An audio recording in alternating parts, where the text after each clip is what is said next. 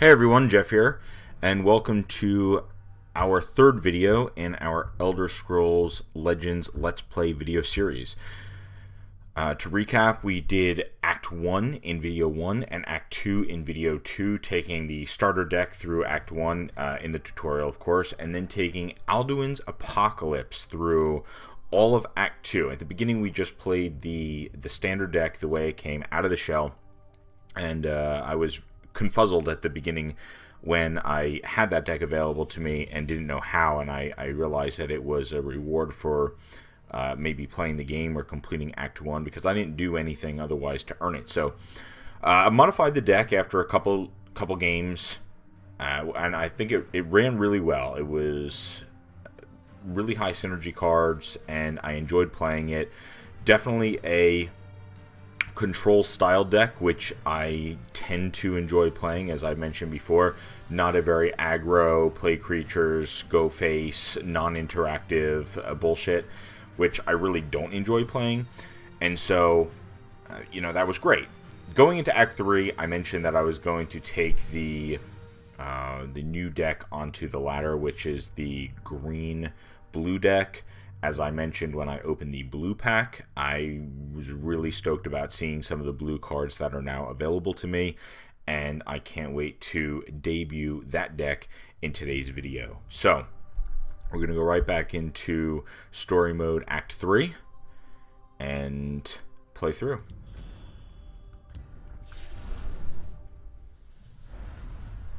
Good people, by the grace of our liege, Lord Nerefin, I welcome you back to the arena, because nothing unites man and mer like the spectacle of glorious bloodshed. This is not bringing back happy memories. It'll be fun, just like old times.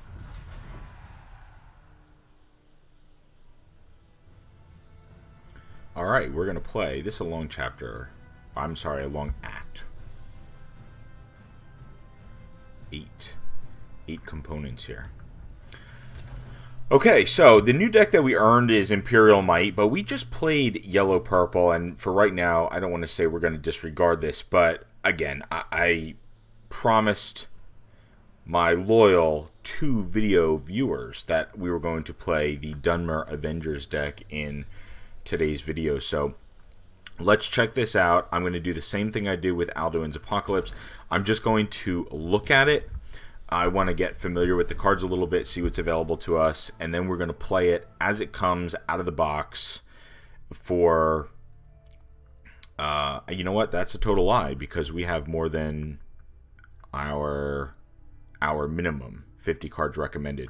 So here's something about cards, card games in general, and deck building. For those who are either new to it or are curious about the best way to construct a deck. Whatever the minimum number is, in this case it's 50, you never want to go over that number. And there's math behind this, and the math says for every card that you put in over 50, you just dilute the deck with cards that you don't want to draw, right? So if you put 50 cards in your deck that you want to draw, like at any given point in time, if you draw one of those 50 cards, you'd be happy to have it. And then you put more than that number in, it just dilutes the odds of you drawing one of those 50 cards that you want. And this is kind of a trap where people will say, oh, well, I added cards that were also good. Okay, well, then take those cards that you thought were also good and compare it against other cards in the spot. Like, for instance, we may want to compare Dunmer Nightblade versus Veteran Enforcer. I haven't looked at these cards. I don't know what they do. I'm just saying, we need to cut 5 cards here, and we'll start comparing cards in certain Magicka spots to see which one is better. And you'll know which one is better. And if they're close, go with the one that you think is better, because, again, you want to have the highest percentage chance of drawing the best card at any given. Oh, look at this giant bat. I commented in the last video when one of my AI opponents played this card that it seemed really cool, and I would be happy to play it, and here we are. So that's my little rant about deck building. If at any point in time you have a minimum, always build the minimum. because it just increases the odds that you're going to draw the cards that you want to draw. So we're going to go through this deck, and I originally was going to play it as is, but we're actually going to look at the cards available to us and possibly do some editing first, just because we want to be at that 50, not 55. And we did unlock some cards in our playthrough, so we want to make sure that, all, like, for instance, if we have more than one lightning bolt, they're all going in. I can tell you that right now. We do have 3 of that Firebolt card, which I think is really cool. So I'm starting to get a bit familiar with some of these cards. I recognize getting the Harpy from the pack.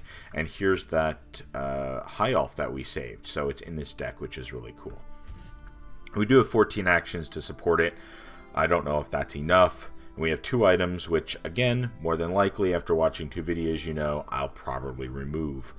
Although actually one of them is this Tome of Alteration, which I dig, so we'll leave that there.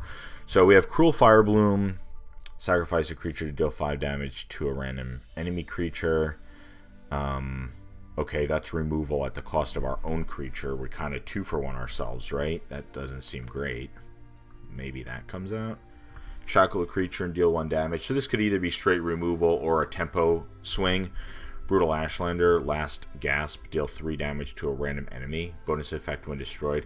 Okay, so I see the synergy here. So if you have a Brutal Ashlander and you have a 1/1 on board and it's up against a guard creature, even just a 2/2, and you know attacking into it is silly, you might be able to sacrifice this with Cruel Firebloom and have the potential, the RNG, to take out something bigger. Generally speaking, I don't like RNG effects in games, and the reason I don't is because it's hard to... It's not hard. It's impossible to play a skill-based game when there's RNG effects. So if you have Brutal Ashlander on board, let's say, and Cruel Firebloom in hand, and you have, you know, your opponent has 4 creatures, let's just say.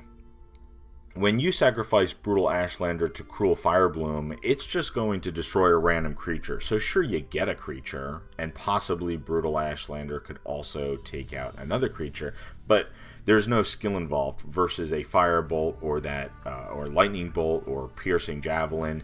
You know, the spot removal, you can choose how you want to use your removal. So RNG effects in games, I don't necessarily think are great because it takes an element of skill out of the game and instead replaces it with, oh, I got lucky and stole a win because I got lucky. And I get that does happen in games sometimes, and you know, fine, it's an element of the game, can't control it.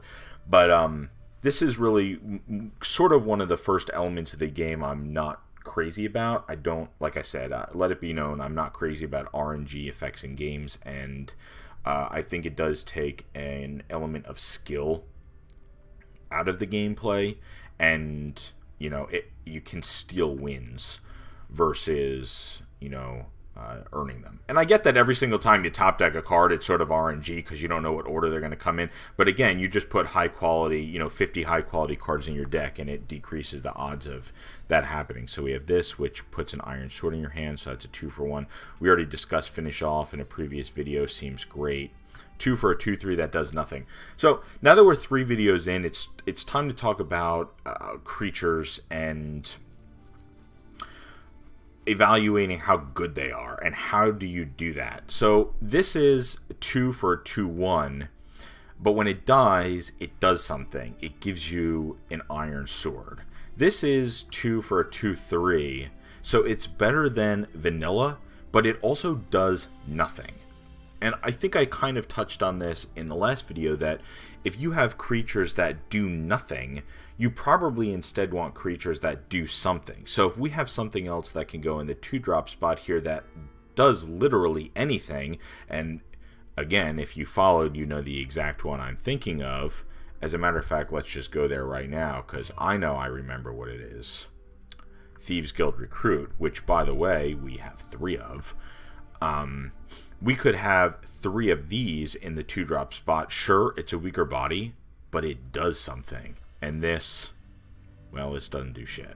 It trades better, but beyond that, it's pretty bad. So I think we take these 3 out right away and put these 3 in. I was probably going to include 3 of these anyway, just because of how good I think the card is. And I also love this prophecy. Nice. The prophecy system, because it just can give you free cards. So we have a prophecy, we have a prophecy, we have a prophecy. Steel Sword, +3/+0, does nothing else, comes out. And most likely, cards that aren't upgraded, like that are the weaker versions, like this is just a 3/2 for 2. And again, it doesn't do anything besides be a 3/2. So it's possible that we take that out, especially since we have 13 2-drop spots. So I think that can just be 2 of our cuts. Soul Split. Sacrifice a creature to summon a 3/2 Sundering Shade in each lane. So if you sacrifice one of those last gasp creatures, again, there seems like this deck is kind of gimmicky, and I'm fine with gimmicky or memey, if you will, but generally speaking, I'm not crazy about that. 2/4 with guard for 3. So again, it comes out and it does something. Put a Firebolt into your hand if the top card of your deck is blue.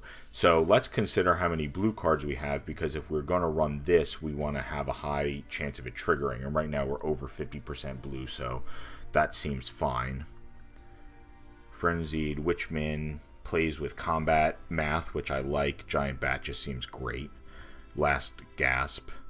Deal 3 damage to your opponent and gain 3 health. 6-point life swing, and you get a 3/2 body. Wow. No, again, this is a rare, so this is an example of a card that just seems really great, and you know it's really great, when you read it. Last Gasp, draw a card. Oh, wow, do we have a third one of these? We do not. Extremely disappointing, but we do not. Summon, give other friendly blue creatures +1/+0 and guard. That's super conditional. This is super conditional. This is just a 4 for a 3/3. Well, that doesn't make the cut. 4 for 3/4 guard. That can also be upgraded, so that gets better. Elusive Schemer. Summon, draw a card. Wow. So there's so many effects in this deck that draw cards. We're going to be filtering through this deck so fast. Last Gasp, shuffle a 0-cost Elusive Schemer into your deck. That is nutty. So again, follow along with me. Comes out, does something, dies, does something, and then we could just draw a 0-cost version of this. So for 0, play a 3/1 that draws a card and has the same effect.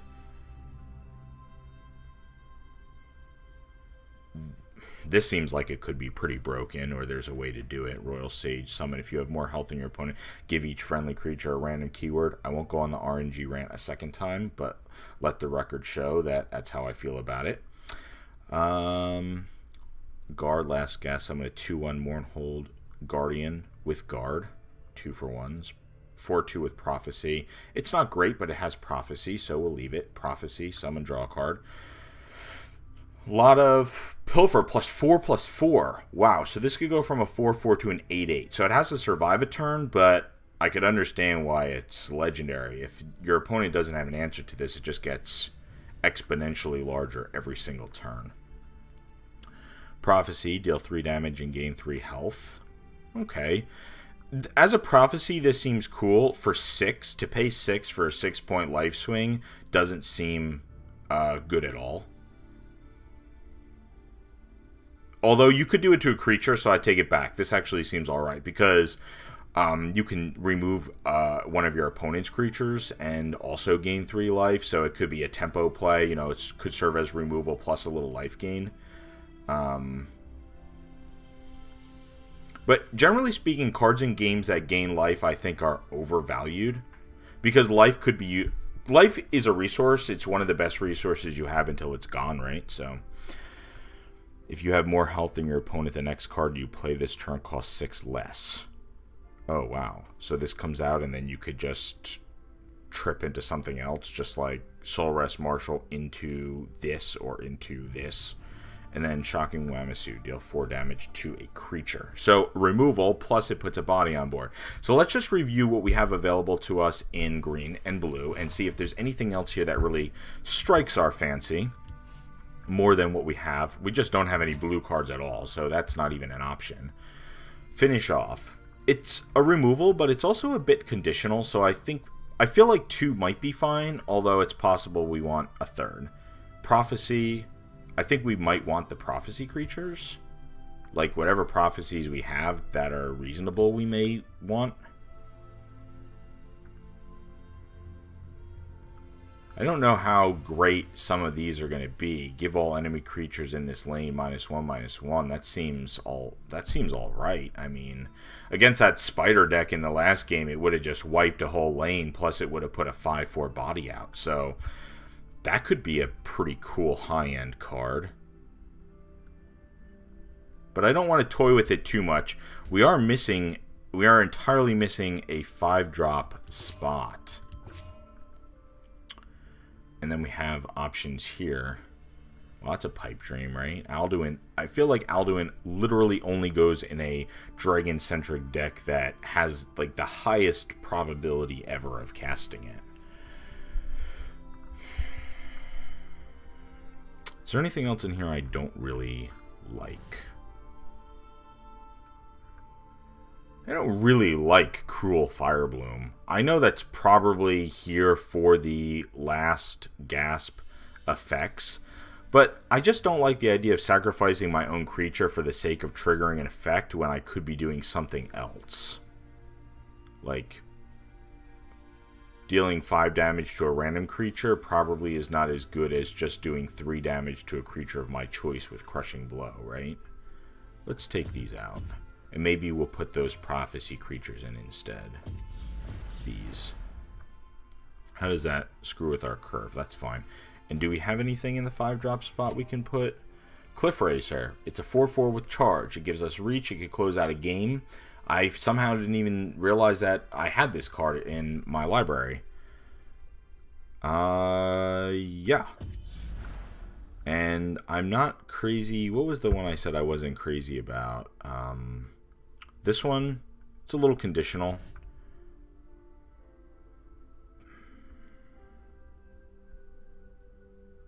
Maybe we only want 1 Ransack instead of the 2. I think that I don't know. Again, I haven't played with any of these cards, so I don't really understand I'm not really going to understand the power level until I play them. But if we take this out, it was a green for a green, and then we have a higher % chance of Cunning Ally triggering as well. And how many actions do we have for this dude? Only 12. I guess the odds of him triggering are not huge. But it's... And if we take this out, it would go down to 11. Deck building is really hard, honestly. But we're 20 minutes in, and we haven't done anything yet. So let's finish this. I'm super excited to debut this deck. My version of it, at least. I don't know if it's any good, but we're going to play. So let's see what happens.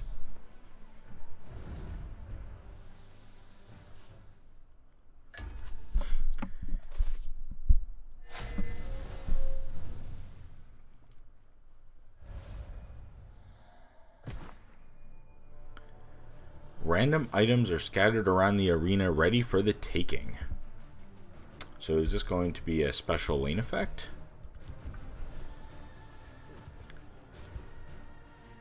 Two, 3, 4. And 2 of our 3 cards draw us cards. Ladies and gentlemen, this could be the greatest deck of all time. I mean, you heard it here. March 30th, 2018. I'm going to keep all of this. Let the games begin. Oh my god. How dramatic. Now, here we go. Let's grab some weapons off the wall and get to work. I don't know what that means. Is that... After a creature is summoned here, attach a random item to it.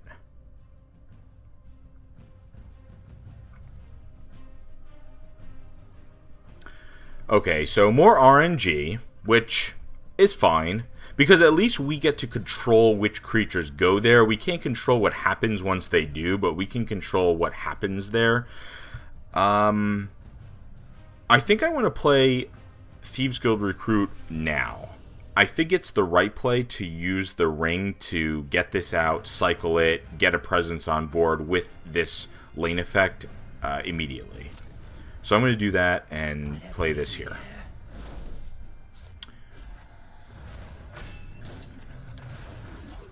I mean, that worked out great for us because for 2 we just got a 4/5 with guard. That said, our opponent could end up doing the same thing, but... Let's give them a good show. Okay. I don't know what that was. It was... Maze of Encumbrance +2/+1, Shackle, an enemy creature. Okay, so we actually got lucky here because that summon effect fizzled because our creature is already shackled. Unfortunately, we can't attack, but this does block more than just this. So, do we want to use...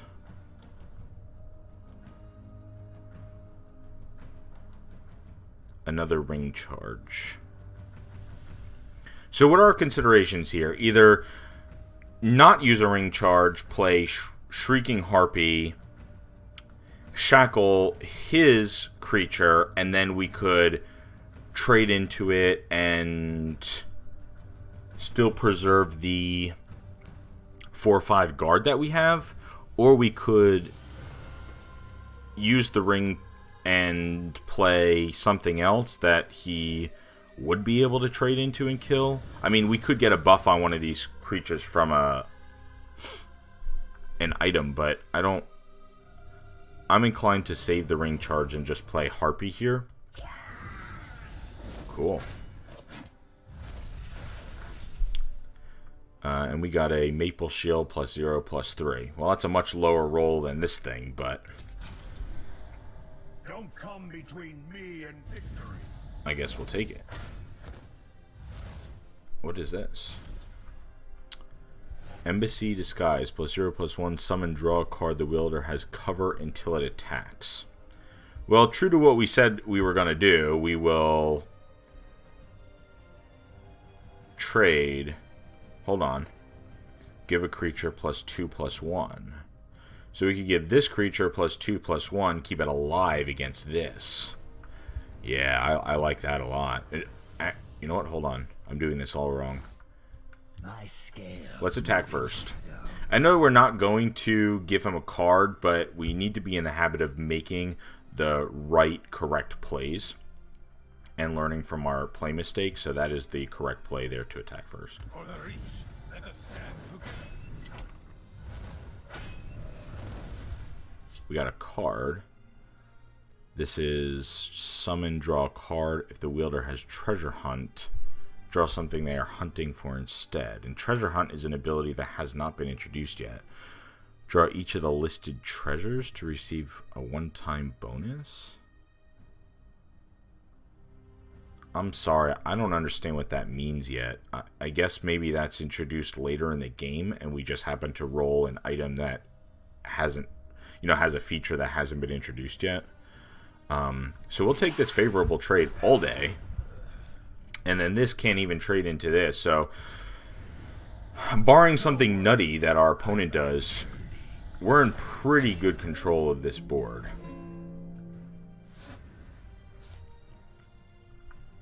Okay. Now we need to either trade 2 creatures into this to clear it. Possibly play something else.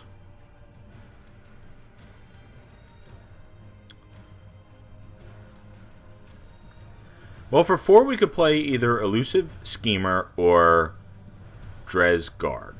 And this is just a 3/4 guard, which is fine, but our life total isn't being pressured, and we may just want to get more information. So here's something. When you have the opportunity to draw a card on your turn, you want to do that first, right? Kind of draw first, and this is probably something that's familiar to everybody. Because if you draw last, you don't get information until the end of your turn. Information that could influence other decisions that you make on your turn. Like we could draw into something that tells us what to do with our board state. And we may also roll an item that tells us what to do with our board state. So before we do any trading or continue with our turn, we want to get as much information as we possibly can. And to do that, we play this creature first and then draw. Now, the flip side is if we attack into him and he has, like, he's running yellow, so we know that he might be running that Piercing Javelin card. So we may play this out and give him another target for a prophecy of his or something. But I think that's the trade-off that you have to be willing to take in a game like this, just so that you make the best play that you can on your turn.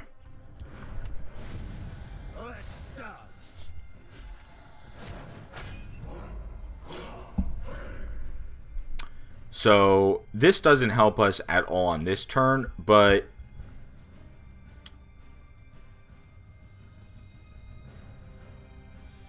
I think it does tell us that since we can trade into this creature with this now,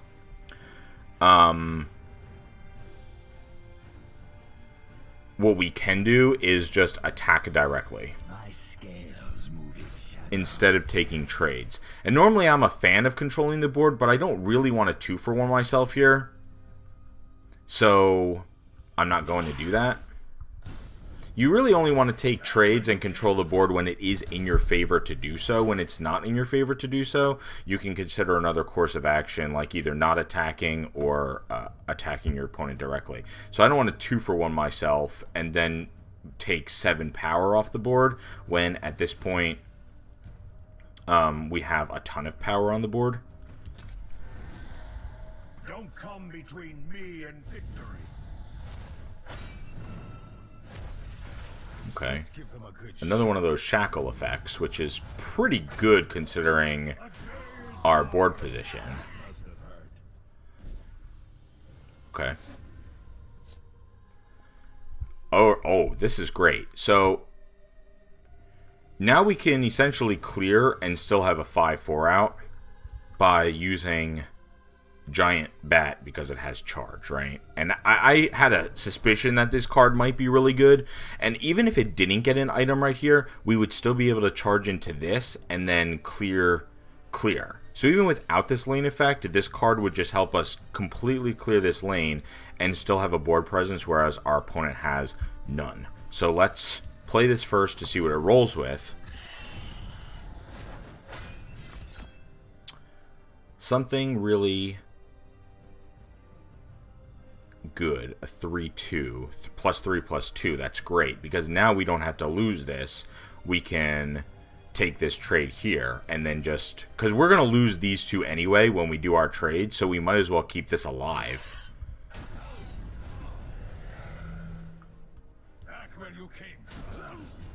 Take our trades. We have 10 on board. We also have this card then for next turn that we will guaranteed have more life than our opponent, so we will be able to play 2 cards next turn for the price of 1. And we might as well use... Do we want to play Ashlander, or do we want to use the ring to play a 3-drop? I think we want to play a 3-drop because if we get a pretty high roll, we might just be able to represent lethal for next turn. So that could be wrong. Like, again, preserving the ring might be wrong. Okay, so look at this. Oh, man. I am 100% using this card this game. Doesn't matter what my opponent does this turn. Man, that's the 3rd time that they got that shackle effect. That's been an insane tempo effect for my opponent. But we're just going to do nutty stuff this turn, and I think I may have just lied to all of you, because Lightning Bolt doesn't seem like my best play, unfortunately. I hate to say it, but it doesn't. Because we could just 5, 4, which is 9. That puts him at 6. And then we can't technically kill our opponent, actually. So I think we do take this trade. I think we do attack face.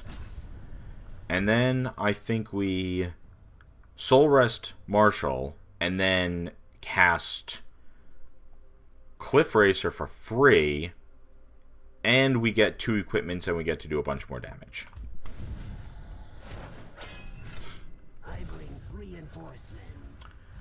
Give the wielder cover at the end of the turn, not a problem. Look at this, 0 cost cards. Aren't they just great?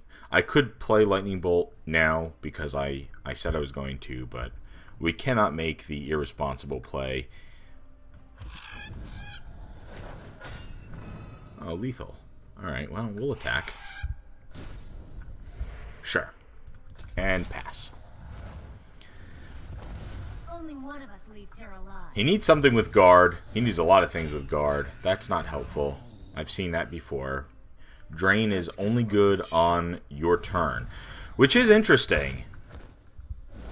I don't know if I like that, but it's interesting. So, I said I was going to use Lightning Bolt 100%. I can't be a liar.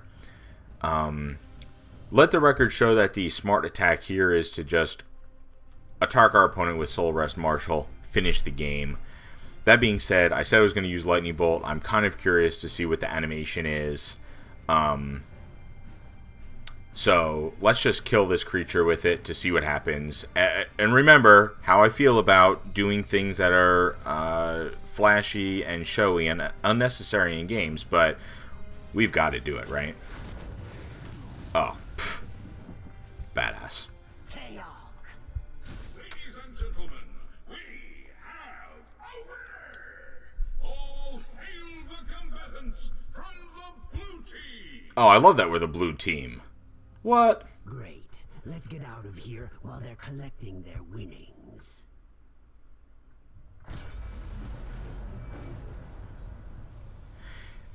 So I can't really evaluate that deck as a deck because it didn't play like it's supposed to play. It played with a cool OP lane effect. That being said, we drew like a bazillion extra cards, and I'm kind of excited just reminiscing about it.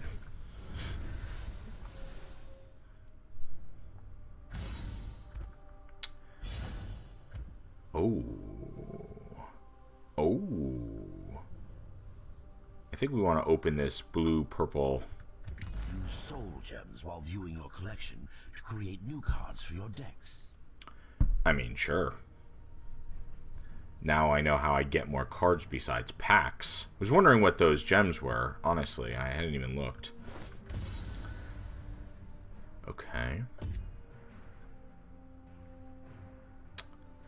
Camlorn Sentinel. It's a 2/4 with Prophecy and Guard. Both of which I like. That seems excellent. Or Camlorn Hero. We've seen this used against us in 1 or 2 other games. Summon, deal 2 damage to your opponent. So here's the thing about this pick. This really depends on what kind of deck and which kind of playstyle you have, right? Because you're getting the same stats. You're getting 6 points in stats one way or the other. This comes out and is an aggressively statted card. Deal 2 damage, go face for 4. It probably doesn't trade very well because it only has 2 toughness, so you really just want to put this in an aggressive deck. This, on the other hand, is a Prophecy card. It's defensive, it has guard, it's a 2/4, its toughness is double its power. This is the control card. You know it's going to be the one I take. In a vacuum, which one is better? I don't know that we can actually say. I think, again, it just depends on the deck you're playing. So you wouldn't put both of these cards in the same deck. It doesn't make sense at all. They would both go in different shells. The shell that I like to play is the control shell. That's the upgrade we'll take. That also is a Breton, so let the record show that we have some more Bretons on our team. And then we have a Ward Crafter. This is 2 for 2/1. Give a creature ward.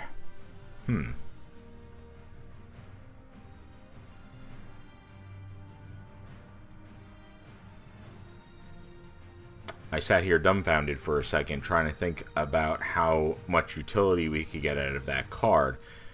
And then what I did was I looked over at this card sitting right next to it, and I realized that it has guard. So if this comes into play, and this is already out, for instance, and you give this a ward, then not only does your opponent have to attack it with his or her creatures. Should we be as PC as possible here? I don't know. I'm usually not. But you would prevent an entire extra attack just by having ward. So this seems good. I mean, it can give itself ward, so at the very least you have 2 for a 2/1 with ward. And in the last video we had 2 for a 2/2 with ward, and I inferred that could probably always be at least a 2 for 1. So I like it. Are you sure these crypts will lead us right into the White Gold Tower? Are you doubting the greatest smuggler in Tamriel? It's crawling with the undead. Well, if they were safe, everyone would use them. The greatest smuggler in Tamriel is a bold claim. One time when I played Skyrim, I stole everything. Nothing was safe. Nobody had enough money for me to fence it all either. That's what happened. So we're gonna play this again. Play.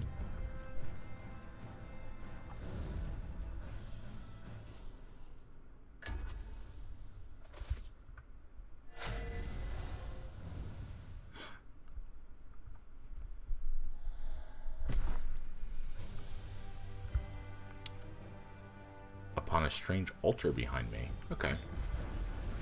These, I sense mystical power within that altar. Perhaps it can quiet the dead. Really? Oh, wow. I've been real excited to play with this Firebolt card. And we have a turn 1 play. Before we choose what to do, I think we probably get rid of that 4-drop. Let's see what this is. Destroy an undead. It has 2 uses. Okay. And are these both undead? Skeleton and spirit? It seems like it. Probably this entire... Oh, yes. Okay. Yep, duh. So let's get rid of Breton Conjurer, because I think we can do way better than a 4-drop in our opening. Oh, my God. Oh, my God. Removal. Draw a card. When it dies, draw a card. So, this is just a 1/1, that's fine. And this is give a random friendly creature +3/+3. So when this dies, assuming this is all the only other thing that's out, it becomes a 4/4. What if we just take our first turn to deal with this now? Right? Like, we could destroy this. Oh, no. Because then this becomes a 4/4.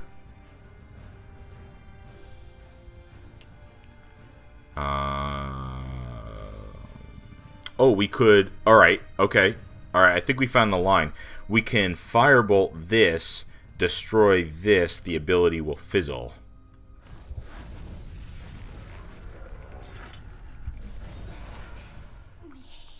Okay. I'm not sure that we needed to be that aggressive about doing that, but now we can just play Thieves Guild Recruit into an empty board, cycle it, draw a card, another Firebolt. We have 2 pieces. We have technically 3 pieces of removal because this serves as hard removal. But maybe we save this for something now that is something that we otherwise would not be able to handle. So we will attack first, and then I think we will play out our guard creature that has an effect. Sword hand itches.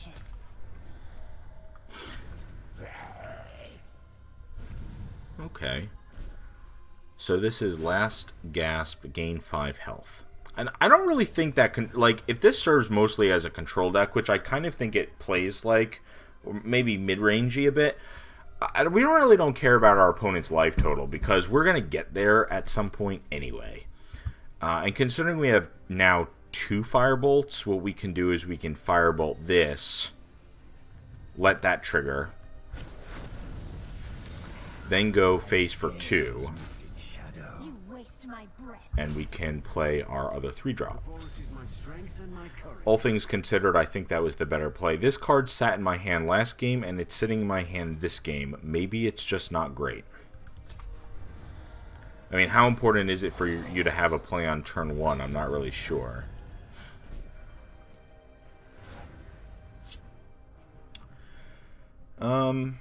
Okay, so we have a couple options here. We could use this to destroy that, but a 2/6 probably isn't the biggest threat that they have. And we may have been a little bit hasty using this at the beginning, but we did develop a board whereas our opponent did nothing, right? And that's fine. 3, 4, 5. So the problem is we can't even trade all of this in here and kill it. You know what? I'm an idiot. We should be drawing first. The only other consideration, actually, before drawing first, the only other consideration is doing something like lightning bolting that, and then trading, and then going face for 2.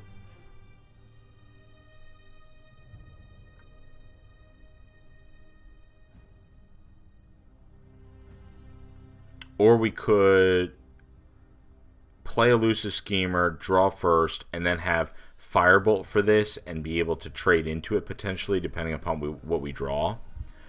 And then we also get to cast another spell and play another creature. Okay, so that's not helpful, but I do like the line of...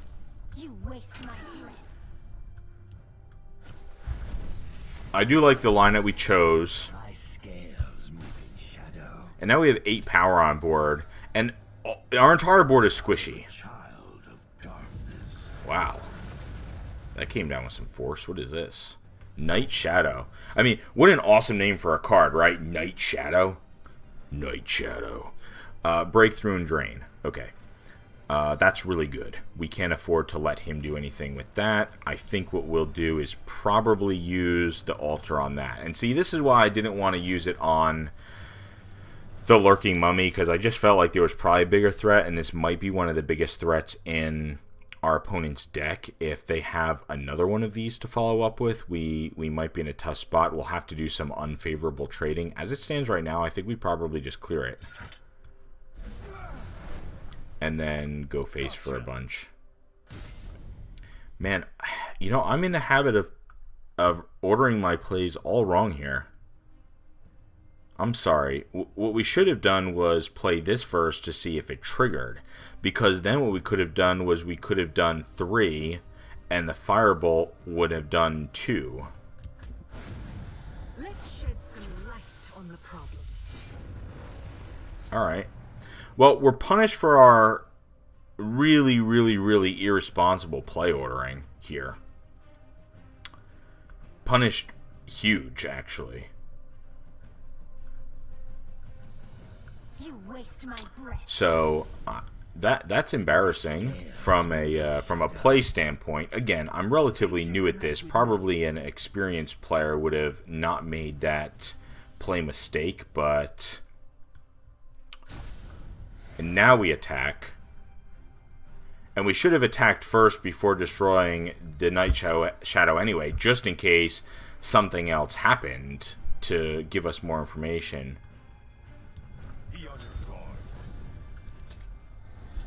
Well, we have a full board and our opponent does not.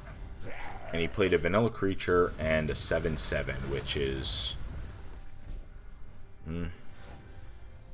not great. So let's see what this does. When an enemy creature is summoned, shackle, imprison Deathlord. So as long as we play a creature every turn, we can kill this. So we want to take a favorable trade here. We may also just want to kill this, right? So we'll take a favorable trait here, and the only ways to do that are with either Cunning Ally or Camelorn Sentinel. And I think, again, the guard seems like it wants to retain... Like, I want to keep as much toughness on the guard as possible. I have you now. So we'll take this trade. And even though I could summon a creature and try to always keep this shackled, if I run out of ways to do that, a 7/7 might be just impossible for us to deal with, considering we're playing a lot of cheap, you know, low power and toughness creatures. So I think we actually take a trade like this and then lightning bolt it. And that animation is just great. The sound effect, the animation, the fact that it kind of like, you know, blows up. Really, really awesome. And then we will do 2 Teach you to mess with me. and another 5. You waste my breath. I guess the question becomes, do we want to play this, sacrifice a creature to summon a 3/2? So we could just like sacrifice a worse creature and make a 3/2 for 2. Or we could play this, and then we'll have some options for last gasp effects with this next turn. Your destruction is at hand. And I'm honestly fine with that line of play. Just because you have a card doesn't mean you have to play it.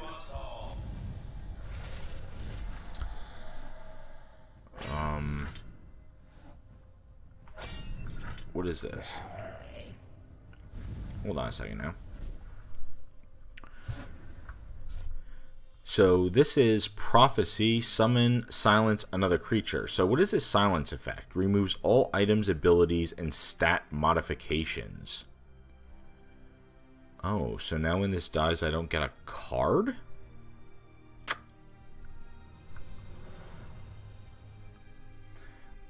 You should see the disappointment. This is just sad. Alright, but so let's talk about this play that our opponent made, right? They put a creature out, and then they put 2 daggers on it. So they played 3 things, and literally with 1 creature or 1 spell, I can remove this creature. So they 3-for-1 themselves by making that play. Now, I think the smart play here is to attack Brutal Ashlander into this lethal guy, which we can't afford to let live because he'll just kill one of our better guards. And then maybe RNG will be on our side and we'll kill this with it. Otherwise, our opponent just takes 3 face damage. And then we probably firebolt this and move on with our day. But oh, look. Oh, my God. RNG. I think it's one of those love or hate things. When it works out in your favor, you're like, oh man, that was such an awesome play. I'm great at this. But when it doesn't work out in your favor, it's you kind of just maybe look a little silly. My scales move in shadow.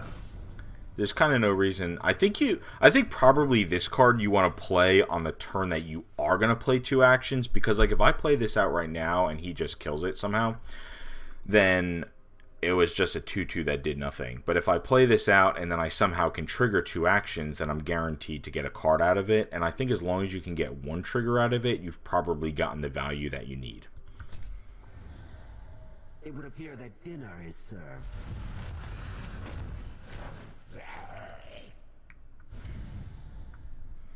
So this is lethal. Other friendly creatures in this lane have lethal. Wow, so he could just fill up a lane of 1/1s and then just... I mean, we drew a card that allows us to deal with that, but again, I think that we will go face and try to just kill our opponent. I have you now. And that's exactly what we did. Okay, real cool. Undead, defeated. And we were just climbing ranks, honestly. Amidst the broken bones of the fallen, the hero spotted an ancient grimoire filled with the dread secrets of necromancy. They're in the middle of such foul magic. Oh, conjuration magic? Oh, we absolutely meddle in such affairs. So by doing that, we would take Haunting Spirit, which would be that 3/3 with the last gasp effect, give a random friendly creature +3/+3. Or if we destroy the Conjuration spell tome, we would get Plea to Kinnereth.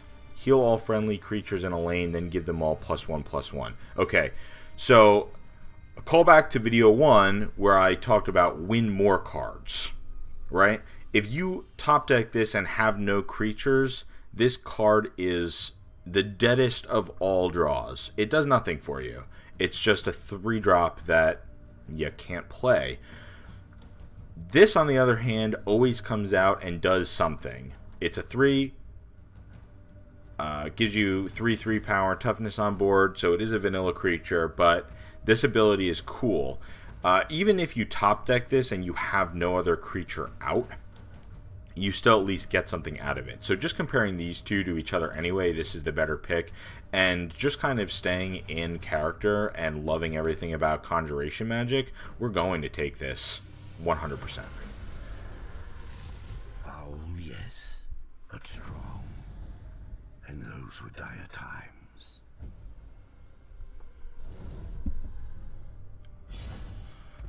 We got some more rewards. Let's sack it up. 25. That's awesome. We're going to have a ton of those. I think we got 50 on our last... I don't know how much it costs to make cards, but... Alright, Shadowfen Priest, an Argonian. Summon. Silence another creature or destroy an enemy support. Yeah. So these Argonian cards that we've seen so far seem to just be awesome. The one draws a card. The one is that other one, like that one that we had to choose between the one that I'm playing, which draws cards, and the other one which has lethal and guard and something else. I don't remember. The Argonians just seem to be such high value and utility cards. This is 5 for a 4/4, which is fine. It's not great, but it's fine. But this effect, I think, is great. The silence effect seems like it is sort of hit or miss, because if there's nothing to silence, then this card is pretty dead. And if your opponent is not playing supports, then this card is pretty dead. But I like, in games, I like cards that have options or that have, you know, more than one effect or more than one feature to them. So at the very least, you put a 4/4 body out, and I think you probably wait to play this until you can get some type of value off of it. So that is really neat. I like it. I think it's probably... This strikes me as a constructed playable card. Swims at night had been as good as his word. The tunnel led the adventurers straight into the white gold tower. This must be Lord Narfin's study. Look, the orb of Vermina. That's how they're tracking the army. So it is. And I'd like you to step away from it very slowly. Narfin. And you are the one who escaped from my temple. Give me the orb, please, or your friend dies now. Don't do it! The hero had to make a terrible choice.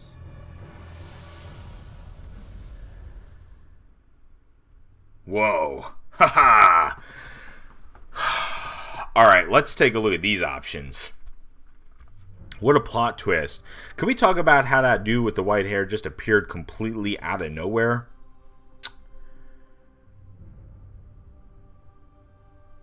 Some wizard or something? Okay, tier. 2 legendary options. 4 for a 5/4 with Prophecy, Breakthrough, and Guard. 3 stats. So he already comes out as better than a vanilla creature and has 3 effects. Prophecy. So, I mean, just getting 5/4 power on board for free. Plus Guard to guard a lane. Plus Breakthrough. So he could either be a defensive card or an offensive card, depending on the situation.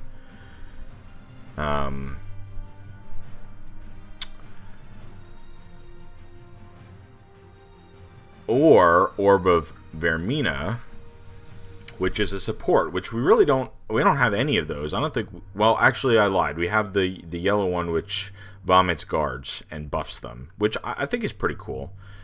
activate. So you can use it 3 times, if I'm interpreting this correct. Use once per turn, right? So you can use this 3 times. So it's a limited use thing. Activate. Draw a copy of a random card from your opponent's deck. Okay, more RNG.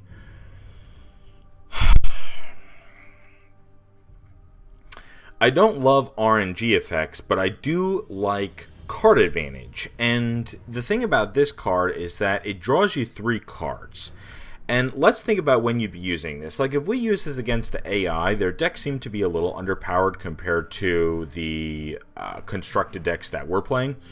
But if you play this against a human opponent in a PvP match, odds are they're going to be playing a deck of 50 constructed playable cards, right? So if you play this out, you're going to get a constructed playable card. It doesn't, you don't necessarily know which one, obviously. It's just it's a random one, but you're going to get a constructed playable card more times than not, and you're going to get 3 of them. So if your opponent doesn't have, like, what was that last card, that purple Argonian that we just looked at? I don't remember the name. I'm sorry.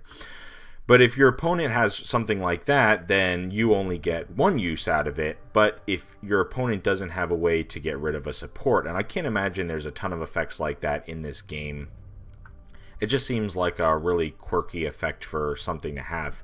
You might have like an action that's, destroy an enemy support or something like that. I don't know. Pretty narrow, to the point where you probably don't see it in a lot of decks, and even if you do, you may not run 3 copies of it. But the point is, you get a 3-for-1 out of this. Probably all the time. And the 3 cards that you get are most likely, again, you put this in a shell where you're going to be playing against other constructed playable decks and human opponents, and they're going to have probably high value cards in their deck. One last thing to consider here, and after that full analysis of both cards, I'm going to base my choice entirely on this last point, which you may or may not find to be hilarious, is in the last video we talked about how Tyr is a blade, or a member of the Blades, and unfortunately I don't get along with the Blades. I'm not a fan. I'm not in their favor. They're not in mine. How many ways can I say this? We're going to sacrifice Tyr for the 3-for-1 potential card draw of Orb of Vermina. And we're also going to sacrifice Tyr because screw your alliances, man. Come on. I expected better from you.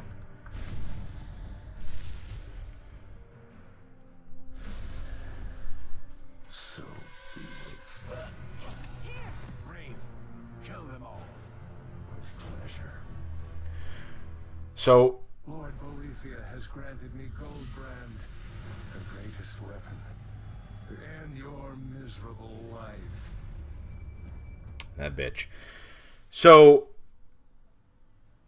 Loneth might be extremely disappointed at us about that decision we just made. I wonder if there's some story repercussion there, because, they seem to be, how do I put this, friends with benefits. It's possible that because of that decision we made just now, there's a story twist or a plot point element later on that, she becomes an enemy instead of staying an ally, just because we decided Tyr had to go. So let's play this match. We'll keep the same deck. Yeah. I like it so far. Our top end is not nearly as strong as in Alduin's Apocalypse. So I think it's important for us to get. So this is not great, right? We have 2 cards that aren't even the best version that they could be. We haven't even seen their final form. And this is a 3-drop. I don't think we want to keep this 3-drop because it's kind of conditional. So if it was just something that did its own thing, that's fine. But we don't know what else we're going to draw in our other 2 cards. and just playing this out, I'm not sure if this is the right play. We don't want a 6 and a 4, and I don't think we want that. This is decidedly not great. We do have this lightning bolt spell, which is gonna have to pull some mega weight in this game.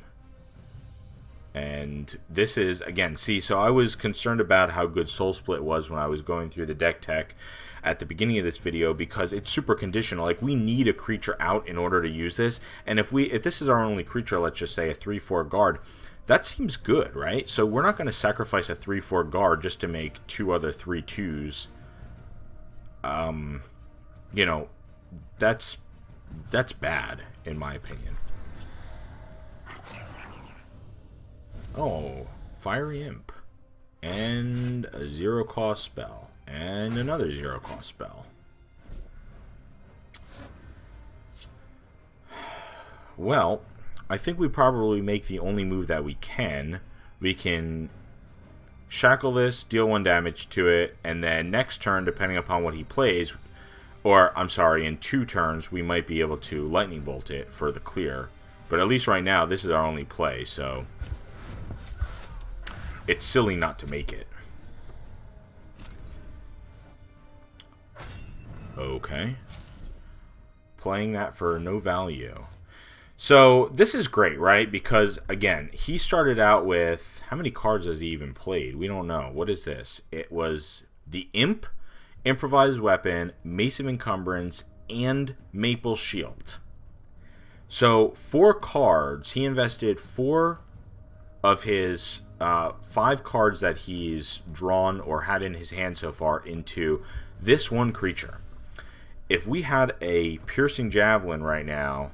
I mean, we're not even playing those colors, but you get my point. We would... I don't think you come back from that type of tempo loss, is my point. Then we would have 4 cards in our hand. Our opponent would have 1. And I think we would just be going to Value Town. Let's put this here, because if it triggers, we could bolt that and then trade into it. Which I still don't think is bad. And it does. Excellent. My friend would like to say hello. I don't know what that is. Put a random Atronach into your hand. Oh. So, like that 5/5 thing? Seems okay. So we have 4 available to us. So we could just play this and then lose it immediately to that, and we would take 2 damage because of his effect, right? So that seems really bad. Or we could lightning bolt this, but it only has 2 toughness, and we have another way to deal with that, so that seems really bad. Or we could... I think one way or the other we want to firebolt this, because it's the best use of this spell. The absolute best use of this spell. So again, 5 for 1, right? I mean, we did lose our other, our cunning ally, but still, I mean. And then we can either play Ashlander or just play Giant Bat and clear this and use all our mana. I think that's probably the play. That line seems fine. Okay. So we have another piece of removal. So we have 5. Again, I don't like the idea of just playing this out for it to get eaten by a creature. And our life total isn't at too big a... we're not low enough now that we need to worry about that. And I'd rather save this to maybe get some higher value out of it. Maybe 2 for 1 him with like weenie creatures or something. So, I think we can go face here, and then instead of just playing this and losing that guard, this seems like a very suitable lightning bolt target. And then we can also play out Brutal Ashlander, and we're still using all our available resources for the turn.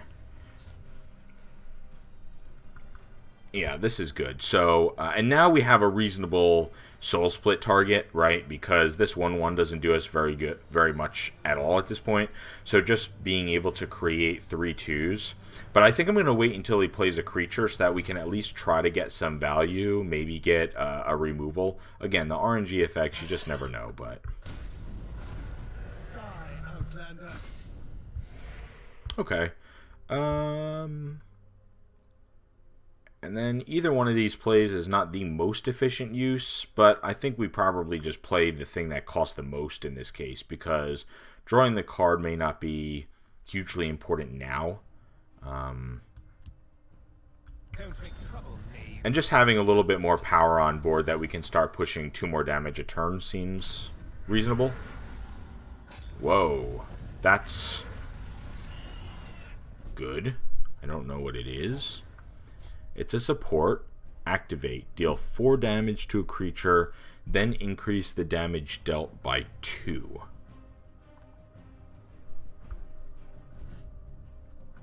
So it did... When it comes out, it deals 2 damage. So it deals 2, then it deals 4, then it deals 6. So next turn, this is going to kill this.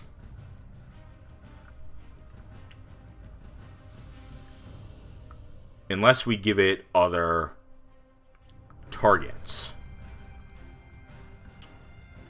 Okay, so normally I always say attack first, right? But in this case, we drew a card which gives our blue creatures +1/+0, and both of these creatures are blue. So if we play this pre-combat, we'll be able to push 2 more points of damage, which, I gotta be honest, has to be the right play here.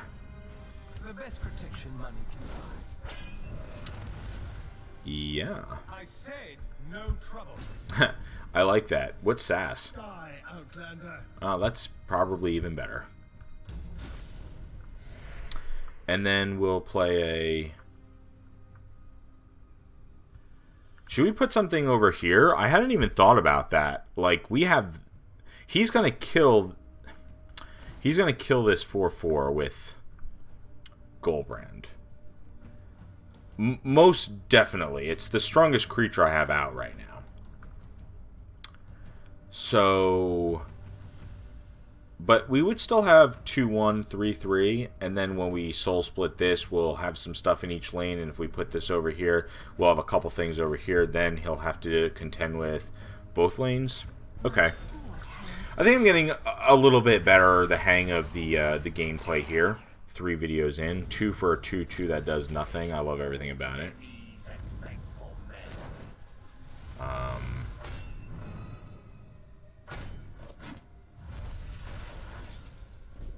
What? I'm sorry. How do you have a 6/8? Summon. Daedric Weapon Master equips the 2 highest cost items in your discard pile. Huh. Well. That is terrible.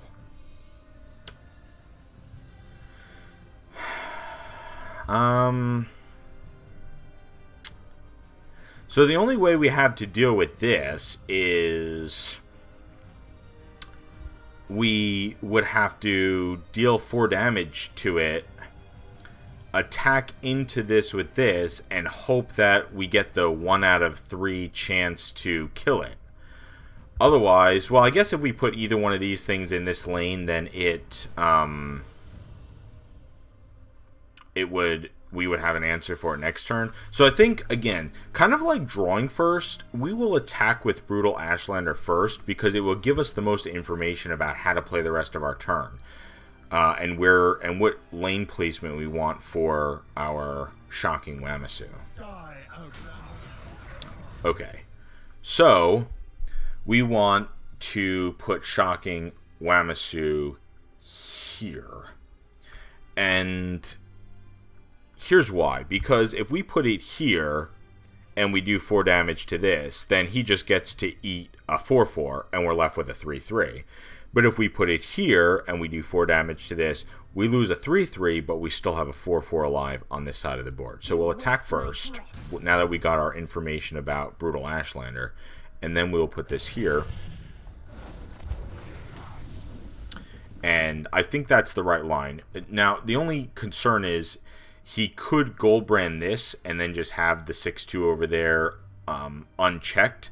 But our contingency plan for that, which I should have gone through at the beginning, was we can soul split this, which has a last gasp effect. So we would draw a card, and we would get a creature here to contest. And I'm not sure that our life total is in too much danger. So if he gets an attack or two in with 6 points of damage, I think we're okay with that. That being said, we are so much lower on resources than he is, considering we got a couple value trades earlier. This Goldbrand is going to end up being a 3-for-1, which, again, just might be really hard for us to come back from in this match.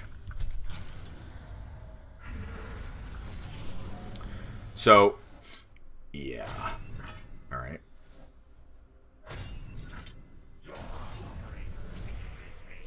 Okay. So he just had a whole hand of... Wow. 4 for a 4-2 with guard. What a top deck. That would kill this. But he has trample. I'm sorry, breakthrough. I'm going to... As you watch, I think I'm subconsciously using the terms that I've been familiar with for the past, 20 years. Let's make that 15. So...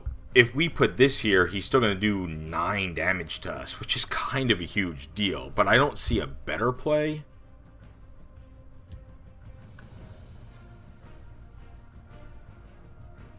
We'll stand together. And then we'll also, again, we can't put this card here, because then he just kills it. And this is still alive. You waste my breath. So this has to go here. And then I think we kill this just because otherwise he gets a free hit on this and it stays alive. And that's kind of silly. Although I might have used that fireball a little aggressively there. Yeah. Yeah.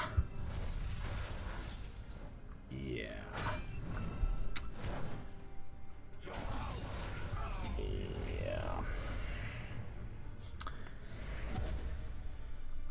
Wow. Saved by this prophecy so hard. Because if we didn't get this prophecy, he has lethal.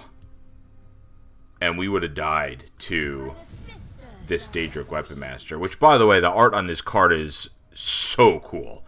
Full Daedric armor. This sword is just pretty epic looking, I'm not going to lie. With the shock enchantment on it, you know. Alright. I'm not even thinking about that trade. We're just taking it.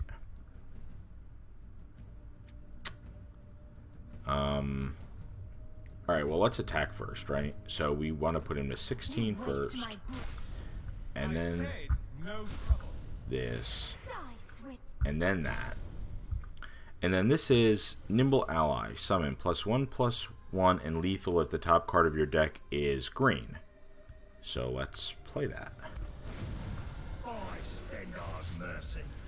Alright, well, that tells us that we can't play this one because it'll miss again. So instead, we'll just play this. And this has 2 guards over here, so I think 3, 4, 5. I don't know that it necessarily matters where we put this, but... And then we have 4, 5, 6, 7, 8, 9, 10, 11, 12, 13. So we have lethal. So the only other thing we could do, potentially, is maybe soul split this to put 6 more power on board. But if we were going to do that, we should have done that first. Draw first, right? Because that's essentially drawing, draw first. But I still think it's the right play now, even though I did it in the wrong order. So, a misplay there. We should have done this first to get the most information about our turn. And how we draw in first, we might have been able to trigger these bigger creatures. So. Oh. Okay. Your destruction is at hand. Why not? I admire the hatred in your heart. What is this?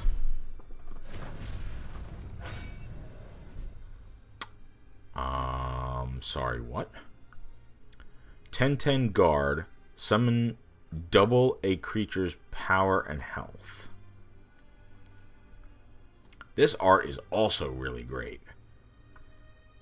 Whoever they had designing these cards probably deserves some credit because this is nutty.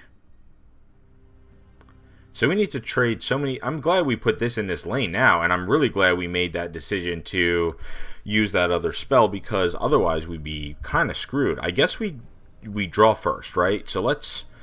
but the question is, which lane do we want this card in? Is it worth it for us to go 4, 5, 6, 7, 8, 9, 10?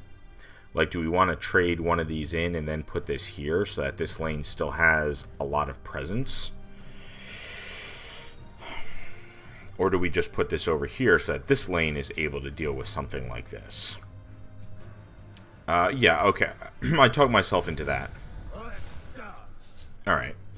So Firebolt doesn't really do a whole lot in this situation because we have to go 3, 4, 5, 6, 7...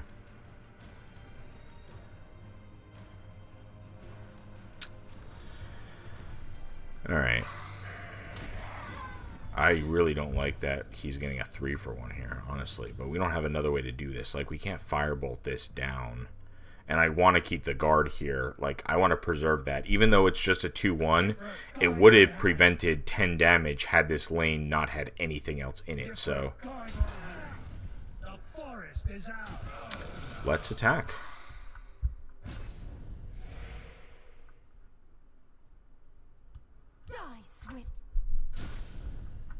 I said no trouble. Die, Outlander. I guess we put this here. Ifra stands with me.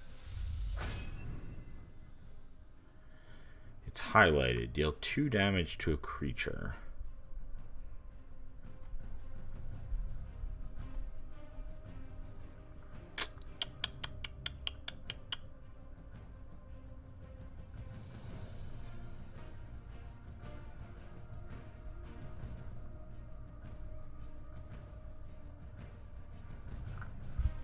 I'm really nervous that if he gets another turn, he just wins maybe somehow, but I don't have anything to do.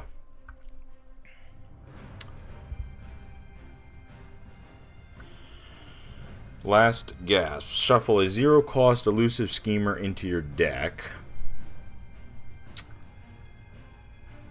Deal 3 damage to a random enemy. Whoa. Alright, bear with me. Deal 2 damage to a creature. If we Firebolt our own Brutal Ashlander, it has to hit his face. Can you target a friendly? Holy fuck, we did it. You can target a friendly creature. How crafty is that? That's what you call a pro play, ladies and gentlemen. Okay? That's what you call a pro play. Now, we took an astounding amount of time on that turn. I think that we're kind of wealthy. 175 septims? Sure. You threw his life away. How could you? Oh. His death may already have saved thousands of lives. We have to go. Norafin will have unleashed 100 swords by now.